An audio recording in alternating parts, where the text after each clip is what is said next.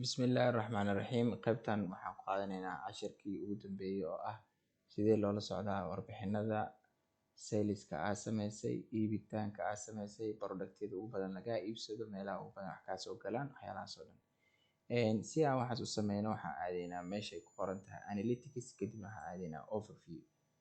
Overview markaa aadno waxaa noo soo baxayo reportkan reports.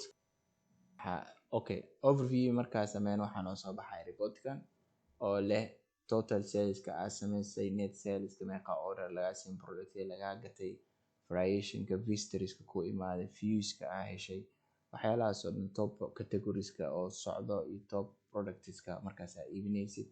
Sidoo kale productyada waa fiirin kartaa, productyada ugu badan oo lagaa iibsaday, category ugu badan oo lagaa iibsanayo, revenue-gaaga intuu kaa soo galayo, cross saleska aad samaysay, revenueska waxyaalaha aad samaysay, cross saleska aad samaysay, bille uu sheegi karaa halkan.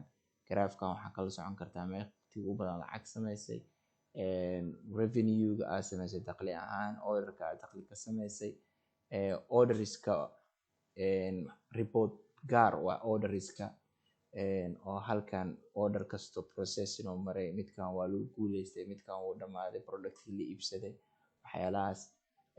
Variations haddii uu jiray, producty of variation oo multiple haddii aad gadaysay, intaas ka ogaan kartaa. Haddaba hal variation aa jiray oo halkan blue greenish 40 2 orders lagaa sameeyay.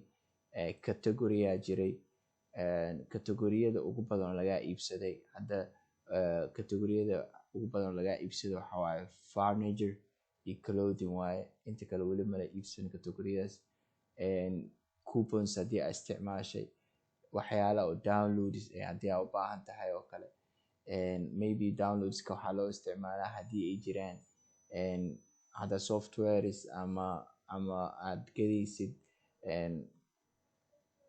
waxyaalo sida cajaladaha oo kale oo la degsanaya, ama fileska ama heesaha oo kale, kuwaas oo kale downloadska oo kale halkaan ka arkay report ay ku saabsan. Qaybtaas loogu talagalay in analytics wixii ku saabsan